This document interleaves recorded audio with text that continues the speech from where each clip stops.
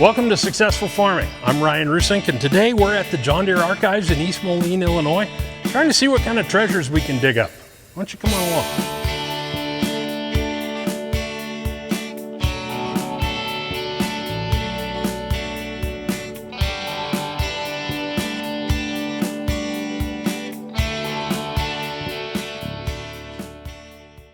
All right, welcome back. We are here at the Archives, and we're here with, I guess it's not really a rarity, so to speak, but by the time the 8000 series came out, we're starting to wind down two-wheel drive production. So what can you tell us about this one?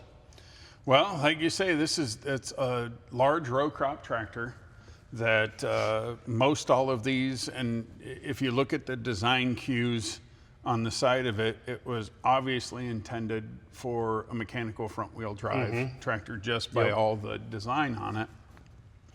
Well, the marketing team, there was still a small section of the industry and of the market that utilized two-wheel drive. Yep. So they wanted to figure out if they could take the new design and make a two-wheel drive tractor and make it sellable. Yeah. Well, I think they just ended up keeping the tractor once marketing was done with it. It still has the asset tags on it, so that it was still kept by the company. And in fact, they did make, and we still make today, two-wheel drive tractors, but mostly in the small ag market. But the idea of a two-wheel drive, and I'm assuming it's, you know, for haying or for planting or something. This would be dynamite out in like West Texas hay, you know, run a big square baler.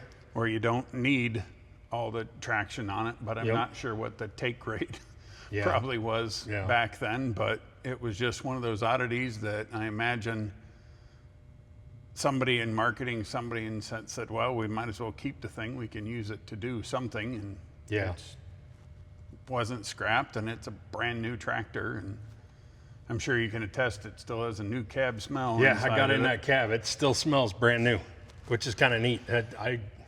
I haven't smelled that very often. You know, it's very rare. I was talking to an auctioneer the other day who I had the opportunity to sell some very, very low-houred tractors from, I think one was a 20 series, one was a 30 series, so early 2000s. Yep. And he said, Ryan, I've been doing this for how long? He says, I can count on one hand how many times I've gotten into a tractor and said, it smells like a new tractor cab.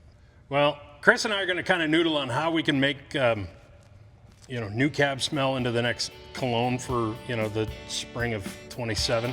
So we'll leave you guys to it. Thanks again. We'll see you next time. Thanks for joining us today. We'll catch you on the next one.